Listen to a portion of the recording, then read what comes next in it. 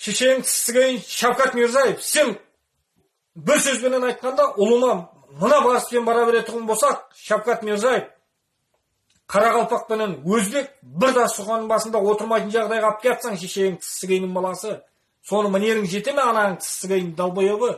Қарақалпақстан бұл бөлек республика, ол жерде халықпен жұмысың болмасын сенің. Қарақалпақстан еркіндігін бер, ап кет анаң тістігейін, мына көтесен бұларыңды, мына көт милли гвардия бір ап кет, мына көтлерің бәрін нахуй керек жоқ бізге Қарақалпақстанға. Біздерге еркіндік керек, нахуй керегі жоқ. Қарақалпақстан еркіндік алса, сеніңді жақсы условия істейміз сол халыққа біздер. Шавкат Мирзаев, анаң тістігейін бар ғой, сенің харам тамақтың жеп отқан газың мен нефтің ақшасын Қарақалпақстанға құйсақ, Қарақалпақстанның халқы мынандай болып жасайды, мынандай болып, анаң тістігейін далбайыбы.